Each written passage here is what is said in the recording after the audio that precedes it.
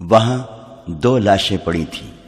علی بن سفیان نے گھوڑے سے اتر کر دیکھا، ایک البرق کی پہلی بیوی تھی، دوسرا آزر تھا، عمر کا ساتھی۔ دونوں زندہ تھے اور خون میں ڈوبے ہوئے۔ آزر نے بتایا کہ وہ البرق کی بیوی کو پھینک کر چلے گئے تو وہ اس کے پاس گیا۔ اچانک پیچھے سے کسی نے اس پر خنجر کے 3 وار کیے۔ وہ سنبھل نہ سکا، حملہ آور بھاگ گیا۔ آزر نے بتایا کہ دوسری عورت البرق کے گھر کی طرف نہیں گئی بلکہ ادھر گئی ہے جہاں وہ پہلے جایا کرتی تھی۔ عمر کو اس گھر کا علم تھا۔ علی بن سفیان نے 2 سواروں سے کہا کہ وہ دونوں زخمیوں کو فوراً جراح کے پاس لے جائیں اور ان کا خون روکنے کی کوشش کریں۔ باقی سواروں کو وہ عمر کی رہنمائی میں اس مکان کی طرف لے گیا جہاں آصفہ پہلے کئی بار جاتے دیکھی گئی تھی۔ وہ پرانے زمانے کا بڑا مکان تھا۔ اس سے ملحق کئی اور مکان تھے۔ پچھواڑے سے گھوڑے کے ہنہنانے کی آواز آئی۔ علی نے اپنے سواروں کو مکان کی دونوں طرف سے پیچھے بھیجا۔ 2 سواروں کو مکان کے سامنے کھڑا کر دیا اور کہا کہ کوئی بھی اندر سے نکلے اسے پکڑ لو، بھاگنے کی کوشش کرے تو پیچھے سے تیر مارو اور ختم کر دو۔ سوار ابھی چکر کاٹ کر پچھواڑے کی طرف جا ہی رہے تھے کہ دوڑتے گھوڑوں کے ٹاپو سنائی دینے لگے۔ علی بن سفیان نے ایک سوار سے کہا، سر پٹ جاؤ، اپنے کمانداروں سے کہو کہ اس مکان کو گھیرے میں لے کر اندر داخل ہو جائے، اندر کے تمام افراد کو گرفتار کر لے۔ سوار کیمپ کی طرف روانہ ہو گیا۔ علی بن سفیان نے بلند آواز سے اپنے سواروں کو حکم دیا، ایڑ لگاؤ، تعاقب کرو، ایک دوسرے کو نظر میں رکھو، اور اس نے اپنے گھوڑے کو ایڑی لگائی۔ یہ رسالے کے چنے ہوئے گھوڑے تھے اور ان کے سوار سلطان ایوبی سے کئی بار خراج تحسین حاصل کر چکے تھے۔ مفرور بھی شاہ سوار معلوم ہوتے تھے۔ ان کے گھوڑوں کے ٹاپو بتاتے تھے کہ اچھی نسل کے بہت تیز دوڑنے والے گھوڑے ہیں۔ یہ شہر کا علاقہ تھا جہاں مکانوں کی رکاوٹیں تھیں، گلیاں تھیں جو گھوڑوں کی دوڑ کے لیے کشادہ نہیں تھیں۔ ان سے آگے کھلا میدان تھا۔ اندھیرے میں گھوڑے نظر نہیں آتے تھے، ان کی آوازوں پر تعاقب ہو رہا تھا۔ وہ جب کھلے میدان میں گئے تو ان کا چھپنا مشکل ہو گیا۔ افق کے پس منظر میں وہ سایوں کی طرح صاف نظر آنے لگے۔ وہ 4 تھے۔ انہوں نے کم و بیش 100 گز کا فاصلہ حاصل کر لیا تھا۔ وہ پہلو بہ پہلو جا رہے تھے۔ علی بن سفیان کے حکم پر 2 سواروں نے اسی رفتار سے گھوڑے دوڑاتے تیر چلائے۔ تیر شاید خطا گئے تھے۔ بھاگنے والے دانشمند معلوم ہوتے تھے۔ تیر ان کے قریب سے یا درمیان سے گزرے تو انہوں نے گھوڑے پھیلا دیے۔ وہ اکٹھے جا رہے تھے۔ ان کے گھوڑے کھلنے لگے۔ نہایت اچھے طریقے سے گھوڑے ایک دوسرے سے خاصے دور ہٹ گئے۔ علی بن سفیان کا دستہ بہت تیز تھا۔ فاصلہ کم ہوتا جا رہا تھا مگر بھاگنے والوں کے گھوڑے اور زیادہ ایک دوسرے سے ہٹتے جا رہے تھے۔ آگے کھجور کے پیڑوں کا جھنڈ آ گیا۔ ان کے گھوڑے وہاں اس طرح ایک دوسرے سے دور ہٹ گئے کہ 2 دائیں طرف اور 2 کھجوروں کے بائیں طرف ہو گئے۔ یہ جگہ اونچی تھی۔ گھوڑے اوپر اٹھے اور غائب ہو گئے۔ تعاقب کرنے والے بلندی پر گئے تو انہیں آگے جو بھاگتے سائے نظر آئے وہ ایک دوسرے سے بہت ہی دور ہو گئے تھے۔ پھر وہ اتنی دور دور ہو گئے کہ ان کے رخ ہی بدل گئے۔ علی بن سفیان جان گیا کہ وہ اس کے سواروں کو منتشر کرنا چاہتے ہیں۔ علی نے بلند آواز سے کہا، ہر سوار کے پیچھے تقسیم ہو جاؤ، ایک دوسرے کو بتا دو، ایڑ لگاؤ، فاصلہ کم کرو، کمانوں میں تیر ڈالو۔ سوار تقسیم ہو گئے۔ سب نے کندھوں سے کمانے اتار کر تیر ڈال لیے اور تقسیم ہو کر ایک ایک گھوڑے کے پیچھے گئے۔ ان کے گھوڑوں کی رفتار اور تیز ہو گئی۔ ٹاپوؤں کے شور و غل میں کمانوں سے تیر نکلنے کی آوازیں سنائی دی۔ کسی نے للکار کر کہا، ایک کو مار لیا، گھوڑا بے قابو ہو گیا ہے۔ ادھر علی بن سفیان کے ساتھ جو 2 سوار تھے انہوں نے بیک وقت تیر چلائے۔ اندھیرے میں تیر خطا جانے کا ڈر تھا اور تیر خطا بھی جا رہے تھے۔ پھر بھی انہوں نے ایک اور گھوڑے کو نشانہ بنا لیا۔ یہ گھوڑا بے قابو ہو کر اور گھوم کر پیچھے کو آیا۔ ایک سوار نے اس کی گردن میں برچھی ماری، دوسرے نے اپنے گھوڑے سے جھک کر اس کے پیٹ میں برچھی داخل کر دی، مگر گھوڑا توانا تھا، گرا نہیں۔ سوار زندہ پکڑنا تھا۔ علی کے ایک سوار نے بازو بڑھا کر ایک سوار کی گردن جکڑ لی۔ نیچے گھوڑا زخمی تھا، وہ رکتے رکتے رک گیا۔ اس پر ایک آدمی سوار تھا اور ایک لڑکی جسے سوار نے آگے بٹھا رکھا تھا۔ لڑکی شاید بے ہوش تھی۔ صحرا کی تاریک رات میں اب کسی سر پر دوڑتے گھوڑے کی ٹاپو نہیں سنائی دیتے تھے۔ سواروں کی آوازیں چلتے گھوڑوں کی ٹاپو سنائی دیتے تھے۔ سوار ایک دوسرے کو پکار رہے تھے۔ ان کی آوازوں سے پتا چلتا تھا کہ انہوں نے بھاگنے والوں کو پکڑ لیا ہے۔ علی بن سفیان نے سب کو اکٹھا کر لیا۔ بھاگنے والے پکڑے گئے تھے۔ ان کے 2 گھوڑے زخمی تھے۔ ان گھوڑوں کو مرنے کے لیے صحرا میں چھوڑ دیا گیا۔ بھاگنے والے 5 تھے، 4 آدمی اور 1 لڑکی۔ لڑکی گر پڑی تھی۔ بھاگنے والوں میں سے ایک نے کہا، ہمارے ساتھ تم جو سلوک کرنا چاہتے ہو کر لو، مگر یہ لڑکی زخمی ہے۔ ہم امید رکھیں گے کہ تم اسے پریشان نہیں کرو گے۔ ایک گھوڑے کی زین کے ساتھ مشل بندھی ہوئی تھی، کھول کر جلائی گئی۔ لڑکی کو دیکھا گیا، بہت ہی خوبصورت اور نوجوان لڑکی تھی۔ اس کے کپڑے خون سے سرخ ہو گئے تھے۔ اس کے کندھے پر گردن کے قریب خنجر کا گہرا زخم تھا۔ اس سے اتنا خون نکل گیا تھا کہ لڑکی کا چہرہ لاش کی طرح سفید اور آنکھیں بند ہو گئی تھیں۔ علی بن سفیان نے زخم میں ایک کپڑا ٹھونس کر اوپر ایک اور کپڑا باندھ دیا اور اسے ایک گھوڑے پر ڈال کر سوار سے کہا کہ جلدی جراح تک پہنچے۔ وہاں جلدی کا تو سوال ہی نہیں تھا۔ وہ شہر سے میلوں دور نکل گئے تھے۔ قیدیوں میں ایک بوڑھا تھا۔ یہ قافلہ جب قاہرہ پہنچا تو صبح طلوع ہو رہی تھی۔ سلطان کو رات کے واقعے کی اطلاع مل گئی تھی۔ علی بن سفیان ہسپتال پہنچ گیا۔ جراح اور طبیب قیدی لڑکی کی مرہم پٹی میں اور ہوش میں لانے میں مصروف تھے۔ سوار نے اسے تھوڑی دیر پہلے پہنچا دیا تھا۔ البرق کی پہلی بیوی اور آزار ہوش میں آ گئے تھے، مگر ان کی حالت تسلی بخش نہیں تھی۔ سلطان ایوبی ہسپتال میں موجود تھا۔ اس نے علی بن سفیان کو الگ کر کے کہا، میں بہت دیر سے یہاں ہوں۔ میں نے البرق کو بلانے کے لیے آدمی بھیجا تو اس نے عجیب بات بتائی ہے۔ وہ کہتا ہے کہ البرق ہوش میں نہیں۔ اس کے کمرے میں شراب کے پیالے اور سراہی پڑی ہے۔ کیا وہ شراب بھی پینے لگا ہے؟ اسے اتنا بھی ہوش نہیں کہ اس کی بیوی گھر سے باہر زخمی پڑی ہے۔ میں نے اس کی بیوی سے ابھی تک کوئی بات نہیں کی۔ طبیب نے منع کر دیا ہے۔ اس کی 1 نہیں 2 بیویاں زخمی ہیں۔ علی بن سفیان نے کہا، یہ لڑکی جسے ہم نے صحرا میں جا کر پکڑا ہے البرق کی دوسری بیوی ہے۔ ذرا زخمیوں کو بولنے کے قابل ہونے دیں۔ ہم نے بہت بڑا شکار مارا ہے سلطان۔ البرق سورج نکلنے کے بعد جاگا۔ ملازم کے بتانے پر وہ دوڑتا آیا۔ اس کی دونوں بیویاں زخمی پڑی تھیں۔ اسے 4 جاسوس دکھائے گئے۔ وہ بوڑھے کو دیکھ کر بہت حیران ہوا۔ اسے وہ آصفہ کا بوڑھا خاوند سمجھتا رہا تھا۔ سلطان ایوبی نے یہ واردات اپنی تحویل میں لے لی، کیونکہ یہ جاسوسوں کے پورے گروہ کی واردات تھی اور اس میں اس کا معتمد ملوث تھا، جسے فوج کے تمام راز اور آئندہ منصوبے معلوم تھے۔ جو ہی زخمی بیان دینے کے قابل ہوئے، ان سے بیان لیے گئے۔ ان سے یہ کہانی یوں بنی کہ البرق کی پہلی بیوی کو جب علی بن سفیان نے بتایا کہ اس کے خاوند کی دوسری بیوی مشتبہ چال چلن کی ہے اور وہ جاسوس معلوم ہوتی ہے، تو وہ سخت غصے کے عالم میں گھر چلی گئی۔ وہ اپنے خاوند کو اور آصفہ کو قتل کر دینا چاہتی تھی، لیکن علی بن سفیان نے اسے کہا تھا کہ جاسوسوں کو زندہ پکڑا جاتا ہے تاکہ ان کے چھپے ہوئے ساتھیوں کا سراغ لیا جا سکے۔ اس نے اپنے آپ پر قابو پایا اور آصفہ پر گہری نظر رکھنے لگی۔ اس نے رات کا سونا بھی ترک کر دیا۔ موقع دیکھ کر اس نے ان کے سونے والے کمرے کے اس دروازے میں چھوٹا سا سوراخ کر لیا جو دوسرے کمرے میں کھلتا تھا۔ رات کو اس سوراخ میں سے انہیں دیکھتی رہتی تھی۔ 2 راتیں تو اس نے یہی دیکھا کہ لڑکی البرق کو شراب پلاتی اور اوریانی کا پورا مظاہرہ کرتی تھی۔ وہ سلطان ایوبی کی باتیں ایسے انداز سے کرتی تھی جیسے وہ اس کا پیر و مرشد ہو۔ سلیبیوں کو برا بھلا کہتی اور وہی باتیں کرتی جو سلطان ایوبی کے جنگی منصوبے میں شامل تھیں۔ البرق اسے بتاتا تھا کہ سلطان کیا کر رہا ہے اور کیا سوچ رہا ہے۔ البرق کی پہلی بیوی نے 2 راتیں یہی کچھ دیکھا اور سنا۔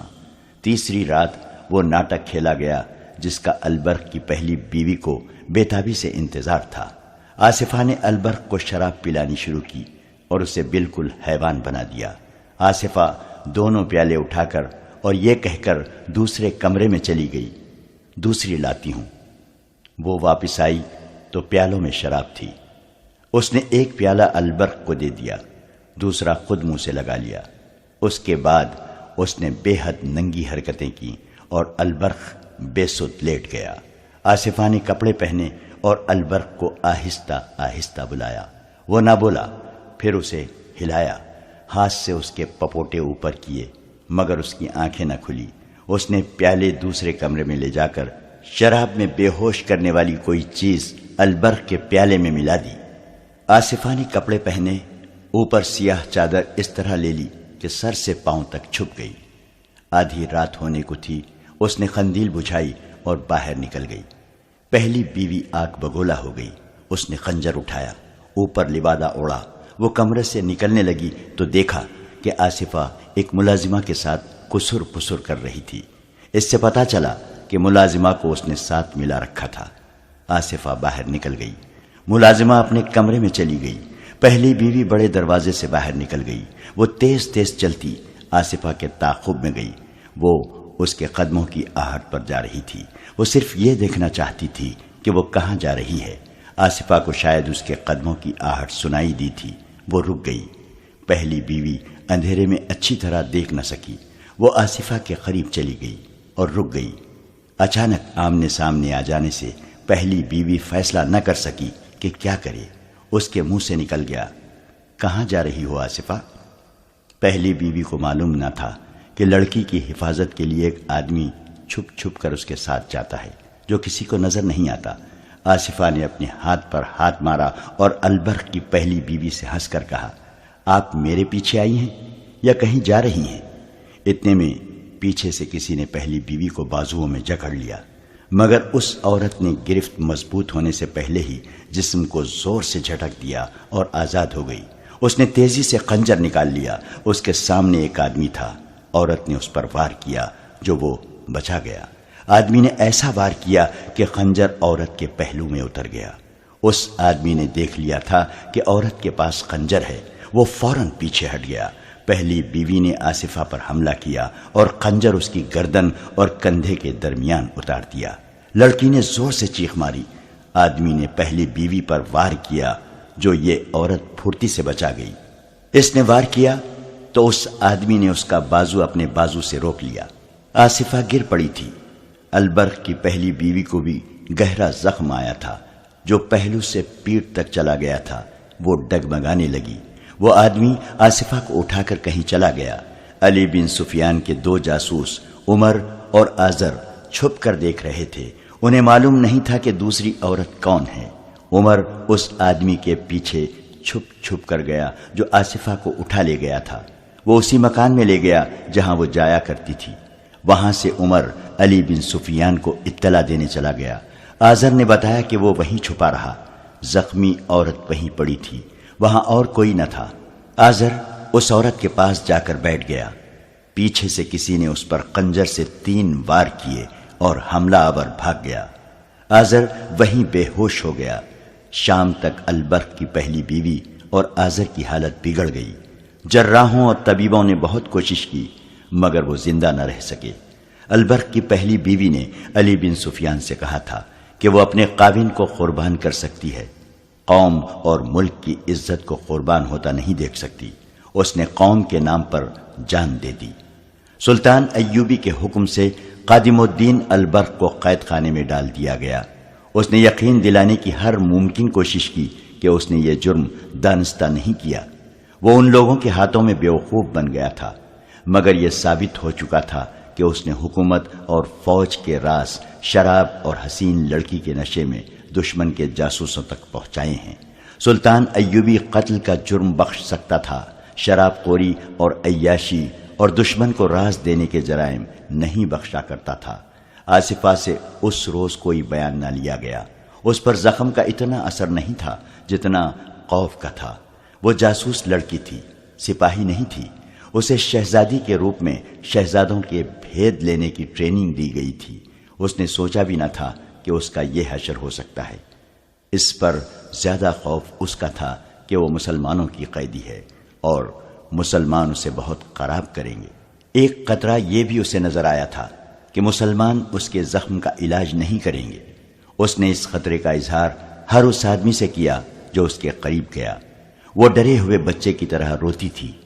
علی بن سفیان نے اسے بہت تسلی دی کہ اس کے ساتھ وہی سلوک کیا جائے گا جو کسی مسلمان زخمی عورت کے ساتھ کیا جاتا ہے، مگر وہ سلطان ایوبی سے ملنا چاہتی تھی۔ آخر سلطان کو بتایا گیا۔ سلطان ایوبی اس کے پاس گیا اور اس کے سر پر ہاتھ رکھ کر کہا کہ اس حالت میں وہ اسے اپنی بیٹی سمجھتا ہے۔ میں نے سنا تھا کہ سلطان ایوبی تلوار کا نہیں، دل کا بادشاہ ہے۔ آصفہ نے روتے ہوئے کہا، اتنا بڑا بادشاہ جسے شکست دینے کے لیے عیسائیوں کے سارے بادشاہ اکٹھے ہو گئے ہیں، ایک مجبور لڑکی کو دھوکہ دیتے اچھا نہیں لگتا۔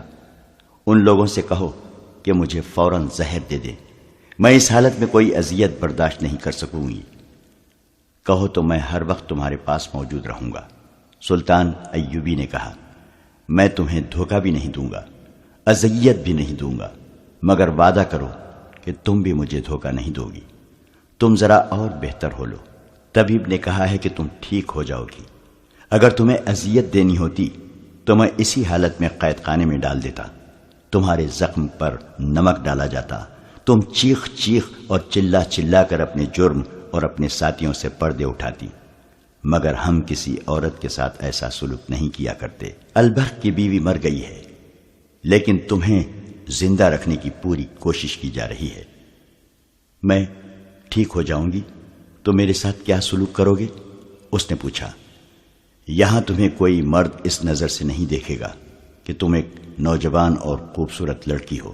سلطان ایوبی نے کہا، تم یہ خدشہ دل سے نکال دو، تمہارے ساتھ وہی سلوک ہوگا جو اسلامی قانون میں لکھا ہے۔ اس مکان کی تلاشی لی گئی تھی جہاں آصفہ جایا کرتی تھی۔ وہ کسی کا گھر نہیں تھا، جاسوسوں کا اڈا تھا۔ اندر ہی استبل بنا ہوا تھا۔